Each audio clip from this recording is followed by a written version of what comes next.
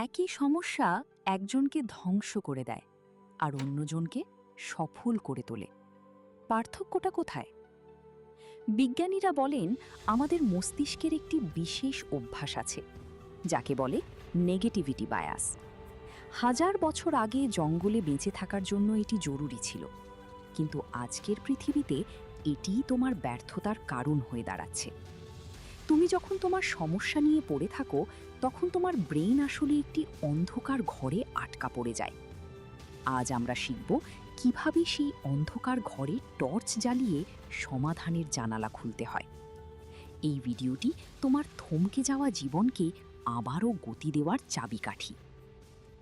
ভিডিওটি শেষ পর্যন্ত দেখো, কারণ শেষ 3টি স্টেপ তোমার প্রতিদিনের জীবনকে বদলে দেওয়ার জন্য যথেষ্ট।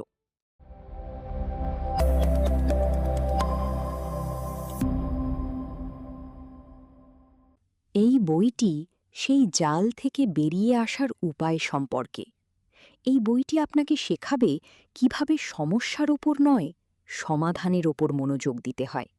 এটি কোনো জাদু নয়, এটি একটি পদ্ধতি, একটি চিন্তা, একটি অভ্যাস, যা যে কেউ শিখতে পারে, যা আপনি শিখতে পারেন।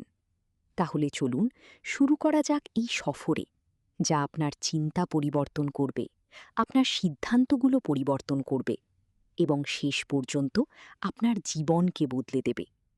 কারণ যখন আপনি সমস্যা দেখা বন্ধ করেন এবং সমাধান দেখা শুরু করেন, তখন পৃথিবীটিকে অন্যরকম মনে হয়। মানুষের মস্তিষ্ক বড় অদ্ভুত। এটি সবসময় সেটিই খোঁজে যা তাকে ভয় দেখায়, যা তার ক্ষতি করতে পারে, যা ভুল হতে পারে।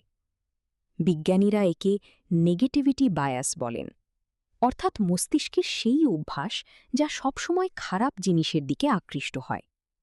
এটি কোনো দুর্বলতা নয়, এটি হাজার হাজার বছরের পুরনো অভ্যাস। যখন মানুষ বনে থাকত, তখন প্রতিটি বিপদকে আগে থেকে দেখা জরুরি ছিল। যে বিপদ আগে দেখতে পেত, সেই বেঁচে থাকত। এ কারণেই মস্তিষ্ক এই অভ্যাস তৈরি করে নিয়েছে। কিন্তু আজ বন নেই, সিংহ নেই, তবুও সেই পুরনো অভ্যাস এখনও চলছে। এখন সিংহের জায়গায় আপনার বস, আপনার বিল, আপনার ব্যর্থতার ভয়। আর মস্তিষ্ক একইভাবে ঘাবড়ে যায়, একইভাবে সংকুচিত হয়ে যায়, একইভাবে সমস্যার উপর আটকে যায়। তাই যদি আপনি নিজেকে সমস্যায় ডুবে থাকতে দেখেন, তবে এটি আপনার ভুল নয়, এটি আপনার মস্তিষ্কের পুরনো প্রোগ্রামিং। কিন্তু সুখবর হল, এই প্রোগ্রামিং পরিবর্তন করা যায়। মস্তিষ্ককে নতুন অভ্যাস শেখানো যায়, এবং এই বইতে আমরা ঠিক এটাই করতে যাচ্ছি। একবার এক ব্যক্তি ছিল, যার চাকরি চলে গিয়েছিল। সে প্রতিদিন সকালে উঠত এবং ভাবত, আমার চাকরি কেন গেল? আমি কি ভুল করেছি? এখন আমি কি করব? মানুষ কি ভাববে? সে সপ্তাহ ধরে এটাই ভাবত। তার ঘুম চলে গেল, তার আত্মবিশ্বাস চলে গেল, তার শক্তি চলে গেল, আর চাকরি, সেটা তো গিয়েছিলই। তারপর একদিন তার এক বন্ধু তাকে একটি প্রশ্ন করল, মাত্র একটি প্রশ্ন। সে বলল, বন্ধু, তুমি এটা বলো যে তুমি কি করতে পারো, সামনে কি হতে পারে? সেই একটি প্রশ্ন সব বদলে দিল। সেই ব্যক্তি প্রথমবারের মতো সামনের দিকে তাকাতে শুরু করল। সে তার শক্তি হিসাব করল, নিজের দক্ষতা দেখল, এবং 3 মাসের মধ্যে সে নিজে ছোট্ট একটি কাজ শুরু করল, যা পরবর্তীতে বড় হয়েছে। এই গল্প শুধু সেই ব্যক্তির নয়, এটি আমাদের সবার গল্প। আমরা সবাই কোনো না কোনো সময় এমন জায়গায় পৌঁছাই যেখানে সব কিছু ভুল মনে হয়, এবং সেখানে শুধু একটি জিনিস কাজে আসে, একটি প্রশ্ন, এখন কি হতে পারে? এই প্রশ্নটি করা সমাধানের দিকে প্রথম পদক্ষেপ। সমস্যা চিন্তা এবং সমাধান চিন্তার মধ্যে পার্থক্য খুবই সহজ। সমস্যা চিন্তা বলে, এটি কেন হলো, এটি ভুল কেন, এটি ঠিক কেন হচ্ছে না। সমাধান চিন্তা বলে, এখন কি করা যেতে পারে, সামনে কিভাবে এগিয়ে যাওয়া যায়, এটিকে কিভাবে আরও ভালো করা যায়। একটি পেছনে দেখে, অন্যটি সামনে দেখে। একটি দরজা বন্ধ করে, অন্যটি জানালা খুলে দেয়। পৃথিবীর সবচেয়ে সফল মানুষরা সমস্যা থেকে পালায় না, তাদের জীবনেও কঠিন সময় আসে, কখনো কখনো আমাদের চেয়েও বড় সমস্যা। কিন্তু তাদের পদ্ধতি আলাদা। তারা সমস্যাটি দেখেন, বোঝেন এবং তারপর দ্রুত জিজ্ঞেস করেন যে এখন কি। তারা সমস্যার মধ্যে আটকে থাকেন না, তারা সেটিকে একটি তথ্যের মতো নেন, একটি সংকেত হিসেবে, যা বলে যে কিছু পরিবর্তন করা দরকার। এটিই পার্থক্য, এবং এটিই তাদের জীবনকে আলাদা করে। আপনিও এটি করতে পারেন। এর জন্য আপনাকে খুব বেশি বুদ্ধিমান হতে হবে না, শুধু আপনার চিন্তার প্রতি, আপনার প্রশ্নের প্রতি বেশি সচেতন হতে হবে। একটি খুব পুরনো প্রবাদ আছে, যেখানে মনোযোগ যায়, শক্তি সেখানে যায়, এবং যেখানে শক্তি যায়, সেটাই বড় হয়। যদি আপনি প্রতিদিন আপনার সমস্যার ওপর মনোযোগ দেন, তবে সেই সমস্যাগুলো আরও বড় মনে হবে। আর যদি আপনি প্রতিদিন সমাধান খোঁজার ওপর মনোযোগ দেন, তবে সমাধানগুলো চোখে পড়তে শুরু করবে। এটি শুনতে খুব সহজ মনে হয়, কিন্তু করাটা ততটা সহজ নয়। কারণ যখন আমরা কষ্টে থাকি, যখন সমস্যা বড় হয়, তখন মনোযোগ সরানো কঠিন। কিন্তু এটি অসম্ভব নয়। এর শুরু হয় একটি ছোট্ট অভ্যাস থেকে। যখনই আপনার মন সমস্যার দিকে যায়, শুধু একটি প্রশ্ন করুন, ঠিক আছে, এটি হয়েছে, এখন আমি কি করতে পারি? এই প্রশ্নটি একটি সুইচের মতো। এটি মস্তিষ্ককে সমস্যা মোড থেকে বের করে সমাধান মোডে নিয়ে যায়। শুরুতে এটি কঠিন মনে হবে, মস্তিষ্ক আবার সমস্যার দিকেই টেনে নেবে। কিন্তু প্রতিবার যখন আপনি তাকে ফিরিয়ে আনবেন, প্রতিবার যখন আপনি সেই প্রশ্নটি করবেন, আপনি মস্তিষ্ককে নতুন অভ্যাস শেখাচ্ছেন। ধীরে ধীরে এটি সহজ হয়ে যাবে। এখন কথা বলা যাক রিফ্রেমিংয়ের বিষয়ে, অর্থাৎ কোনো কিছুকে ভিন্ন দৃষ্টিভঙ্গিতে দেখা। ধরুন আপনার একটি প্রজেক্ট ফেল হল। পুরনো চিন্তা বলবে, আমি ব্যর্থ, আমি যোগ্য নই, আমার দ্বারা হবে না। রিফ্রেমিং বলে, আমি একটি শিক্ষা পেয়েছি, আমি এখন জানি কি করা যাবে না। এটি ব্যর্থতা নয়, এটি training. Thomas Alva Edison bulb তৈরি করার আগে 1000 বার ব্যর্থ হয়েছিলেন। কেউ তাকে জিজ্ঞেস করেছিল, এতবার ব্যর্থ হয়ে কেমন লাগে? তিনি বলেছিলেন, আমি ব্যর্থ হইনি, আমি 10,000 উপায় খুঁজে পেয়েছি যা কাজ করে না। এটাই রিফ্রেমিং। ব্যর্থতাকে শিক্ষায় রূপান্তর করা, বাধাকে পথে পরিণত করা, কষ্টকে শক্তিতে রূপান্তর করা। এটি মিথ্যা বলা নয়, এটি নিজের সাথে প্রতারণা নয়, এটি সত্যকে একটি নতুন আলোতে দেখা। প্রতিটি ঘটনার দুটি রূপ থাকে, একটি যা আমাদের ভেঙে ফেলে এবং একটি যা আমাদের গড়ে তোলে। আপনার হাতে আছে যে আপনি কোন রূপটি দেখবেন। রিফ্রেমিং শেখার একটি উপায় হল প্রশ্ন পরিবর্তন করা। যে প্রশ্ন আমরা নিজেদের করি তা আমাদের জীবনের দিক ঠিক করে। ভুল প্রশ্ন আমাদের জালে আটকে ফেলে, সঠিক প্রশ্ন আমাদের আজাদ করে। এটি আমার সাথে কেন হল? এটি একটি বদ্ধ প্রশ্ন, এর কোনো ভালো উত্তর হয় না। কিন্তু যদি জিজ্ঞেস করেন, এই থেকে আমি কি শিখতে পারি, তবে মস্তিষ্ক নতুন দিকে চলতে শুরু করে। এটি ঠিক কিভাবে করব? তখন মস্তিষ্ক সমাধান খুঁজতে শুরু করে। এই সমস্যায় আমি সবচেয়ে ভালো কি করতে পারি? তখন মস্তিষ্ক আপনার শক্তির দিকে মোড় নেয়। প্রশ্ন একটি টর্চের মতো, টর্চ যেখানে ঘোরাবেন সেদিকেই আলো যাবে। তাই পরের বার যখন কোনো সমস্যা আসে, থামুন, একটি দীর্ঘ শ্বাস নিন এবং নিজেকে জিজ্ঞেস করুন, এখন সবচেয়ে ভালো কি হতে পারে? এটি একটি ছোট কাজ, কিন্তু এটি আপনার পুরো চিন্তার মোড় ঘুরিয়ে দিতে পারে। আমরা যা বলি তা আমাদের চিন্তাকেই প্রতিফলিত করে, কিন্তু এর চেয়েও বড় কথা হল, আমরা যা বলি তা আমাদের চিন্তাকে গঠনও করে। শব্দ শুধু আওয়াজ নয়, শব্দ হল শক্তি। আমি পারব না এবং আমি এখনো জানি না কিভাবে করতে হবে, এই দুটি বাক্যের মধ্যে অনেক পার্থক্য। প্রথমটি দরজা বন্ধ করে দেয়, দ্বিতীয়টি দরজা খোলা রাখে। এটি আমার ভুল এবং এ থেকে আমি কি শিখতে পারি। প্রথমটি আপনাকে দোষী করে, দ্বিতীয়টি আপনাকে এগিয়ে নিয়ে যায়। এটি খুব কঠিন এবং এটি একটি চ্যালেঞ্জ যা আমি সমাধান করব। প্রথমটি ক্লান্ত করে, দ্বিতীয়টি জাগ্রত করে। নিজের দৈনন্দিন কথাবার্তার ওপর মনোযোগ দিন। নিজেকে কি বলছেন? অন্যদের কি বলছেন? আপনার ভাষা কি আপনাকে এগিয়ে নিচ্ছে নাকি পেছনে টেনে ধরছে? যখন আপনি আপনার ভাষা পরিবর্তন করেন, তখন আপনি আপনার চিন্তা পরিবর্তন করেন, এবং যখন চিন্তা বদলায়, তখন সব কিছুই বদলাতে শুরু করে। আরেকটি জরুরি বিষয়, অভিযোগের ভাষা এবং সমাধানের ভাষা আলাদা হয়। অভিযোগ বলে সব ভুল, কিছু হয় না, সব বেকার। সমাধান বলে এটি ঠিক নয়, তাহলে আমি এটিকে ঠিক করার জন্য কি করতে পারি? অভিযোগ শক্তি কমিয়ে দেয়, সমাধান শক্তি দেয়। এর মানে এই নয় যে সবকিছু পারফেক্ট। কিন্তু যখন কিছু ভুল হয়, তখন আপনার প্রথম প্রতিক্রিয়া কি? যদি সেটি অভিযোগ হয়, তবে থামুন, এক মুহূর্ত দাঁড়ান এবং তারপর জিজ্ঞেস করুন, আমি এখান থেকে কি করতে পারি? এটাই সুইচ, এটাই পরিবর্তন।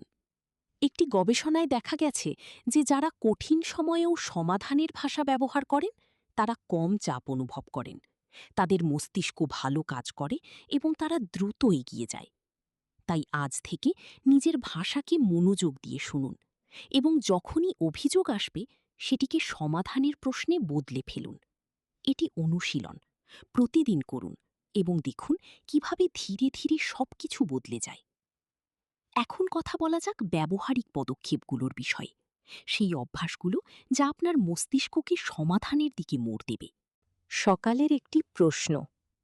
প্রতিদিন সকালে ঘুম থেকে উঠে চা পান করার সময় মাত্র 1 মিনিটের জন্য নিজেকে জিজ্ঞেস করুন, আজ আমি আমার একটি সমস্যা সমাধান করার জন্য একটি ছোট পদক্ষেপ কি নিতে পারি? মাত্র একটি পদক্ষেপ, পুরো সমস্যা নয়, পুরো জীবন নয়, শুধু একটি ছোট পদক্ষেপ। এই প্রশ্নটি আপনার মস্তিষ্ককে দিনের শুরুতেই সমাধান মোডে নিয়ে যায় এবং পুরো দিন সেই শক্তিতেই চলে। রাতের লিখন। রাতে ঘুমানোর আগে একটি কাগজে বা ফোনে লিখুন, আজ আমার সামনে কি সমস্যা এসেছে এবং আমি সেটির কি সমাধান করতে পারি। এটি 2 মিনিটের কাজ, কিন্তু এটি মস্তিষ্ককে মনে করিয়ে দেয় যে প্রতিটি সমস্যার একটি জবাব থাকে। এটি অভ্যাস হয়ে গেলে আপনি দেখবেন যে আপনার চিন্তা আপনা আপনি বদলে যাচ্ছে। 3. সমাধান তালিকা তৈরি। যখনই কোনো বড় সমস্যা আসে, একটি কাজ করুন। একটি কাগজ নিন, তার ওপর সমস্যাটি লিখুন এবং তারপর তার নিচে অন্তত 5টি সম্ভাব্য সমাধান লিখুন। 5টি। সেগুলো পাগলামি মনে হলেও, এখন সম্ভব না হলেও লিখুন। এই কাজটি মস্তিষ্ককে একটি সংকেত দেয় যে আমরা এখানে সমাধান খুঁজতে এসেছি। আর যখন মস্তিষ্ক এই মোডে যায়, তখন প্রায়ই এমন জবাব আসে যা আগে ভাবা হয়নি। 4. নিজের চারপাশের মানুষ দেখুন। আপনার আশেপাশের মানুষ কি সবসময় অভিযোগ করে, সবসময় সমস্যার কথা বলে? তবে তাদের সঙ্গ কমান এবং এমন মানুষ খুঁজুন যারা সমাধানের কথা বলে, যারা এগিয়ে যাওয়ার কথা বলে। কারণ আমরা তাদের মতোই হই যাদের সাথে থাকি। আপনার সঙ্গ আপনার চিন্তা তৈরি করে এবং আপনার চিন্তা আপনার জীবন তৈরি করে। 5. তুলনা বন্ধ করুন। সমস্যা চিন্তার একটি বড় অংশ হল অন্যের সাথে নিজের তুলনা করা। সে এগিয়ে আছে, আমি পিছিয়ে আছি। তার কাছে এটা আছে, আমার নেই। এই তুলনা সব সময় কষ্ট দেয়, এবং এই কষ্ট আমাদের আরও সমস্যার গভীরে ঠেলে দেয়। এর বদলে নিজের সাথে নিজের তুলনা করুন। গতকালের তুলনায় কি আমি আজ ভালো? গত মাসের তুলনায় কি আমি কিছু শিখেছি? গত বছরের তুলনায় কি আমি এগিয়েছি? এই তুলনা আপনাকে শক্তি দেয়। 6. ছোট জয় উদযাপন করুন। যখনই আপনি একটি ছোট সমস্যা সমাধান করবেন, সেটিকে এড়িয়ে যাবেন না, সেটিকে অনুভব করুন, নিজেকে বাহবা দিন। এই ছোট অভ্যাসটি মস্তিষ্ককে মনে করিয়ে দেয় যে আপনি সমাধান খুঁজতে পারেন, আর এই বিশ্বাস বড় সমস্যাতেও কাজে আসে। এখন কিছু বাস্তব জীবনের গল্প। প্রথম গল্পটি একটি ছোট শহরের মেয়ের। তার বাড়িতে টাকা ছিল না, পড়াশোনার খরচ ছিল না। তার সামনে 2টি রাস্তা ছিল। একটি ছিল কান্না করা, অভিযোগ করা, বলা যে আমার ভাগ্য খারাপ। দ্বিতীয়টি ছিল চিন্তা করা, আমি কি করতে পারি। সে দ্বিতীয় রাস্তাটি বেছে নিল। সে পাশের বাড়ির বাচ্চাদের পড়াতে শুরু করল। কিছু টাকা উপার্জন করল। তারপর একটি ছোট স্কলারশিপ পেল। তারপর আরও একটি। সে থামেনি।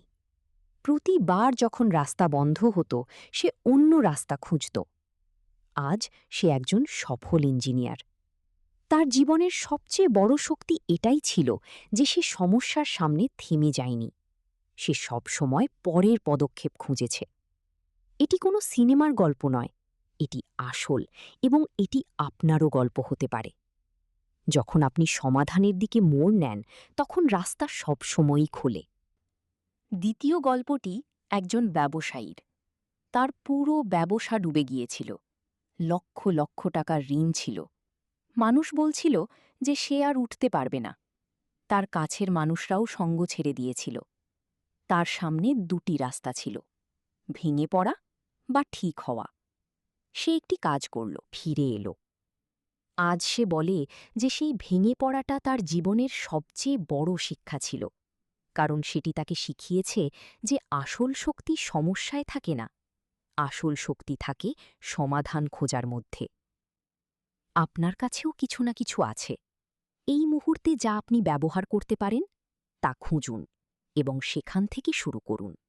তৃতীয় গল্পটি একজন বৃদ্ধ কৃষকের। তার ফসল বারবার নষ্ট হতো। বৃষ্টি কম হলে ফসল শুকাতো, বেশি হলে ডুবে যেত। মানুষ বলতো এটাই কৃষকের ভাগ্য। কিন্তু সেই বৃদ্ধ হাল ছাড়েননি। তিনি ভাবলেন, আমি বৃষ্টি বদলাতে পারব না, কিন্তু আমি আমার চাষাবাদের পদ্ধতি বদলাতে পারব। তিনি নতুন প্রযুক্তি শিখলেন, ছেলের সাহায্য নিলেন, প্রতিবেশী কৃষকদের সাথে কথা বললেন। ধীরে ধীরে তার চাষাবাদ ভালো হল, তার আয় বাড়ল। এই গল্পটি গুরুত্বপূর্ণ কারণ এটি বোঝায় যে সমস্যার ওপর নিয়ন্ত্রণ না থাকা এবং সমাধান না থাকা দুটি আলাদা বিষয়। আপনি সবসময় পরিস্থিতি বদলাতে পারবেন না, কিন্তু আপনি সবসময় নিজের জবাব বদলাতে পারবেন। আর অনেক সময় সেই জবাবই সব কিছু বদলে দেয়। এটাই চিন্তার জাদু, এটাই সমাধানের শক্তি। এখন কথা বলা যাক ভয়ের বিষয়। কারণ অনেক সময় আমরা সমাধানের দিকে যাই না, কারণ আমরা ভয় পাই। ভয় যে যদি আমি চেষ্টা করলাম এবং তবুও ব্যর্থ হলাম তবে কি হবে। ভয় যে মানুষ কি ভাববে। ভয় যে আমি যোগ্য নই। এই ভয় স্বাভাবিক। কিন্তু ভয় এবং বিপদ আলাদা। বিপদ আসল হয়। ভয় প্রায়ই কাল্পনিক হয়। ভয় প্রায়ই সেই গল্প যা আমরা নিজেদের মস্তিষ্কে তৈরি করি, এবং সেই গল্প প্রায়ই মিথ্যে হয়। একটি কাজ করুন, পরের বার যখন ভয় আসবে তাকে জিজ্ঞেস করুন, সত্যিই সবচেয়ে খারাপ কি হতে পারে। আর তারপর জিজ্ঞেস করুন, যদি সেই খারাপটাও হয় তবে কি আমি তা কাটিয়ে উঠতে পারব। বেশিরভাগ ক্ষেত্রে জবাব হয়, হ্যাঁ, আমি কাটিয়ে উঠতে পারব। হ্যাঁ, জীবন তখনও চলবে। আর যখন এই জবাব মেলে, ভয় কিছুটা কমে যায়। আর যখন ভয় কমে তখন পদক্ষেপ নেওয়া সহজ হয়। নেতিবাচকতা সম্পর্কেও কথা বলা প্রয়োজন। পৃথিবীতে অনেক নেতিবাচকতা আছে। খবর, সোশ্যাল মিডিয়া, আশেপাশের মানুষ, সব দিক থেকে নেতিবাচকতা আসে, এবং এই নেতিবাচকতা ধীরে ধীরে আমাদের চিন্তায় ঢুকে পড়ে। এটি থেকে বাঁচার একটি উপায় হল আপনার মিডিয়া ডায়েট কন্ট্রোল করুন। প্রতিদিন কত খবর দেখেন, কত সোশ্যাল মিডিয়া স্ক্রল করেন। যদি এটি বেশি হয় তবে কমান। এর বদলে এমন কিছু পড়ুন, শুনুন, দেখুন যা আপনাকে অনুপ্রাণিত করে, যা আপনাকে মনে করিয়ে দেয় যে পৃথিবীতে ভালো কিছুও আছে। আর দ্বিতীয় কাজ হল কৃতজ্ঞতার অনুশীলন। প্রতিদিন ৩টি জিনিস লিখুন যার জন্য আপনি কৃতজ্ঞ। ছোট হতে পারে, আজ খাবার পেয়েছি, কেউ হেসেছে, আজ আমি সুস্থ ছিলাম। এই অনুশীলন মস্তিষ্ককে দেখায় যে জীবনে শুধু সমস্যা নেই, ভালো কিছুও আছে। আর যখন মস্তিষ্ক ভালো কিছু দেখে তখন সে সমাধানও বেশি দেখে। আরও একটি জিনিস যা নেতিবাচকতা বাড়ায় তা হল পুরনো ভুল নিয়ে পড়ে থাকা। আমরা সবাই ভুল করেছি, কিছু ছোট, কিছু বড়, কিছু যার কষ্ট এখনও আছে। কিন্তু সেই ভুলগুলোতে বারবার ফিরে যাওয়া, সেগুলো বারবার অনুভব করা, নিজেকে বারবার দোষ দেওয়া, এটি কোনো কাজে আসে না। যা হয়েছে তা হয়েছে, আপনি তা বদলাতে পারবেন না। কিন্তু আপনি অবশ্যই এটি করতে পারেন যে তা থেকে শিক্ষা নিন এবং এগিয়ে যান। ক্ষমা করুন, নিজেকে ক্ষমা করুন। এটি সবচেয়ে জরুরি, কারণ যতক্ষণ আপনি নিজেকে ক্ষমা না করবেন আপনি সেই ভুল থেকে মুক্ত হবেন না। আর যতক্ষণ মুক্ত না হবেন আপনি পুরো শক্তি দিয়ে এগিয়ে যেতে পারবেন না। নিজেকে ক্ষমা করা দুর্বলতা নয়, এটি সবচেয়ে বড় শক্তি। এটি নিজেকে বলা, হ্যাঁ আমি ভুল করেছি এবং এখন আমি এগিয়ে যাব। এটি একটি নতুন শুরু। এখন কথা বলা যাক সমাধান কেন্দ্রিক জীবন গড়ার বিষয়ে। এটি একদিনে হয় না, এটি একটি প্রক্রিয়া, কিন্তু এটি অবশ্যই হয়। প্রথম কাজ হল আপনার উদ্দেশ্য জানুন। যখন আপনি জানেন আপনি কেন বেঁচে আছেন, তখন সমস্যাগুলোকে ছোট মনে হয়। যখন আপনার সামনে একটি বড় লক্ষ্য থাকে, তখন পথের বাধাগুলো শুধু বাধা, দেয়াল নয়। তাই নিজেকে জিজ্ঞেস করুন, আমি আমার জীবনে কি গড়তে চাই? 10 বছর পর আমি কোথায় থাকতে চাই? আমার জীবনের সেই একটি কাজ কি যা আমি করতে চাই? এই প্রশ্নগুলো আপনার শক্তিকে একটি দিক দেয়। আর যখন দিক থাকে তখন সমস্যাগুলো সেই দিক থেকে সরানোর চেষ্টা বলে মনে হয়, নাকি আপনাকে থামিয়ে দেওয়ার মতো দেয়াল। দ্বিতীয় কাজ হল প্রতিদিন একটি ছোট পদক্ষেপ। বড় লক্ষ্য ভয় দেখায়, কিন্তু ছোট পদক্ষেপ ভয় দেখায় না। তাই প্রতিদিন একটি ছোট কাজ করুন যা আপনাকে আপনার লক্ষ্যের কাছাকাছি নিয়ে যায়, শুধু একটি। আর দেখুন কিভাবে দিন মাসে পরিণত হয় এবং মাস বছরে। পঞ্চম কাজ হল শিখতে থাকুন। পৃথিবী বদলাচ্ছে, প্রতিদিন নতুন চ্যালেঞ্জ আসছে। যারা শিখতে থাকে তারা প্রতি নতুন চ্যালেঞ্জের জন্য নতুন সমাধান খুঁজে নেয়। যারা শেখা বন্ধ করে দেয় তারা পুরনো সমস্যায় আটকে থাকে। বই পড়ুন, পডকাস্ট শুনুন, এমন মানুষের সাথে কথা বলুন যারা আপনার চেয়ে বেশি জানে। প্রতিটি নতুন শিক্ষা একটি নতুন অস্ত্র, এবং যত বেশি অস্ত্র তত বেশি সমস্যা সমাধানের শক্তি। ষষ্ঠ কাজ হল ধৈর্য রাখুন। সমাধান সবসময় সাথে সাথে আসে না, কখনো কখনো অপেক্ষা করতে হয়। চেষ্টা চালিয়ে যেতে হয় কোনো ফলাফল ছাড়াই। কিন্তু যে থামে না সে ফলাফল পায়। জল পাথর কাটে, কারণ সে শক্তিশালী বলে নয়, বরং সে থামে না বলে। আপনিও থামবেন না। এখন কথা বলা যাক সম্পর্কের মধ্যে সমাধান চিন্তার বিষয়। কারণ অনেক সমস্যা আমাদের সম্পর্কের মধ্যে হয়, পরিবারে, বন্ধুদের মধ্যে, কাজে। আর সেখানেও এই একই নিয়ম কাজ করে। যখন কোনো সম্পর্কে সমস্যা আসে তখন বেশিরভাগ মানুষ ভাবতে শুরু করে, এটি তার ভুল, সে বদলাবে না, এই সম্পর্ক খারাপ। এই চিন্তা দূরত্ব বাড়ায়। এর বদলে জিজ্ঞেস করুন, আমি এই পরিস্থিতিতে কি করতে পারি? আমি কিভাবে আরও ভালোভাবে কথা বলতে পারি? আমাদের দুজনের কি প্রয়োজন এবং তা কিভাবে পাওয়া যেতে পারে? এর মানে এই নয় যে সবসময় সব আপনার ভুল। কিন্তু যখন আপনি জিজ্ঞেস করেন যে আপনি কি করতে পারেন, তখন আপনি সেই অংশের উপর মনোযোগ দেন যা আপনার হাতে আছে। আর সেই অংশটি প্রায়ই খুব শক্তিশালী হয়। সম্পর্কে সমাধান চিন্তার অর্থ হল লড়াই জেতার চেষ্টা নয়, বরং একসাথে এগিয়ে যাওয়ার চেষ্টা। কাজের জায়গায়ও সমাধান চিন্তা অত্যন্ত জরুরি। যারা কাজে সমস্যা নিয়ে বসে থাকে, যারা সব কিছুতে ত্রুটি খুঁজে বের করে, যারা প্রতিটি প্রজেক্টে শুধু সমস্যা দেখে, তারা কখনোই এগিয়ে যায় না। কিন্তু যারা বলে এটি কঠিন, কিন্তু দেখুন আমরা এটিকে এভাবে করতে পারি, তারা নেতৃত্ব দেয়। পৃথিবীর বড় নেতা, বড় উদ্যোক্তা, বড় চিন্তাবিদ সবাই একটি কাজে দক্ষ ছিলেন, সমস্যা দেখে সমাধান খোঁজা। যদি আপনি চাকরিতে থাকেন তবে আপনার বসের সামনে শুধু সমস্যা আনবেন না, সমাধানও আনবেন। একটি সম্ভাব্য রাস্তাও দেখাবেন। এটি একটি ছোট্ট অভ্যাস যা আপনাকে ভিড় থেকে আলাদা করে। আর যদি আপনি নিজের কাজ করেন, তবে মনে রাখবেন প্রতিটি বড় ব্যবসা কোনো না কোনো সমস্যার সমাধান। যত বড় সমস্যা সমাধান করবেন, তত বড় কাজ হবে। তৃতীয় কাজ হল আপনার শক্তি বাঁচান। আপনার কাছে সীমিত শক্তি আছে এবং সেই শক্তি যেখানে যায় সেখানে কাজ হয়। যদি সেই শক্তি অভিযোগে, তুলনায়, আফসোসে ব্যয় হয়, তবে সমাধানের জন্য কিছু অবশিষ্ট থাকে না। তাই এটি শিখুন যে আপনার শক্তি কাকে দেবেন আর কাকে দেবেন না। যা আপনি বদলাতে পারেন তার ওপর মনোযোগ দিন, যা বদলাতে পারেন না তা ছেড়ে দিন। এটি সহজ নয়, কিন্তু এটি জরুরি। চতুর্থ কাজ হল নিজের ওপর ভরসা রাখুন। এটি সবচেয়ে জরুরি। যখন আপনি নিজের ওপর ভরসা করেন, তখন আপনি সমাধান খোঁজার সাহস পান। যখন আপনি নিজেকে সন্দেহ করেন, তখন আপনি প্রথম পদক্ষেপেই ভয় পেয়ে যান। তাই নিজেকে বলুন, আমি করতে পারি। আমি জানি না কিভাবে, কিন্তু আমি খুঁজে নেব। এই ছোট্ট বিশ্বাস পাহাড় সরাতে পারে। আজ থেকে আপনার জীবনে একটি পরিবর্তন আসতে পারে, শুধু একটি। এই পরিবর্তন হল আপনার প্রশ্ন পরিবর্তন করা।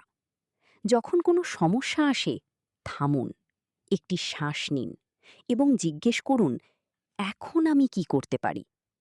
এই একটি প্রশ্ন, এই একটি অভ্যাস, এটি সব বদলে দেবে। আপনাকে সবকিছু একসাথে বদলাতে হবে না, আপনাকে পুরো জীবন বদলাতে হবে না। শুধু একটি পদক্ষেপ, আজ, এখনই। যে সমস্যা সামনে আছে তা দেখুন এবং তার জন্য একটি ছোট্ট সমাধান খুঁজুন, তা যতই ছোট হোক না কেন। কারণ প্রতিটি বড় সফর একটি ছোট্ট পদক্ষেপ থেকে শুরু হয়। প্রতিটি বড় ইমারত একটি প্রথম ইঁট থেকে শুরু হয় এবং প্রতিটি বড় জীবন একটি বড় সিদ্ধান্ত থেকে শুরু হয়। সেই সিদ্ধান্ত যা আপনি আজ নিতে পারেন, যে এখন থেকে আমি সমস্যার মধ্যে থাকব না, এখন থেকে আমি সমাধান খুঁজব। প্রতিবার, সব অবস্থায়। এটি আপনার নিজের কাছে প্রতিজ্ঞা হোক। এই বইটি এখানে শেষ, কিন্তু আপনার সফর এখান থেকে শুরু। মনে রাখবেন, সমস্যা জীবনের অংশ, সেগুলো আসতেই থাকবে। কিন্তু এখন আপনার কাছে একটি অস্ত্র আছে, একটি দৃষ্টিভঙ্গি, একটি চিন্তা, যা প্রতিটি সমস্যাকে একটি প্রশ্নে বদলে দেয় এবং প্রতিটি প্রশ্নেরই জবাব থাকে। আপনি সেই মানুষ হতে পারেন যে সবসময় রাস্তা খুঁজে পায়, যে হাল ছাড়ে না, যে সমস্যা দেখে ঘাবড়ে যায় না, বরং জিজ্ঞেস করে, তাহলে এখন কি করব? এই মানুষরাই পৃথিবী বদলায়। এই মানুষরাই নিজের জীবন বদলায়। এবং এই মানুষ আপনিই হতে পারেন, আজ থেকে, এই মুহূর্ত থেকে। তাই উঠুন, চলুন এবং আপনার পরবর্তী পদক্ষেপটি নিন। কারণ রাস্তা সেটি নয় যা আগে থেকে তৈরি থাকে, রাস্তা সেটি যা চলার মাধ্যমে তৈরি হয়। এবং আপনি হলেন পথচলা পথিক। সামনে, সবসময় সামনে। এটাই আপনার পরিচয়, এটাই আপনার শক্তি, এটাই আপনার জীবন।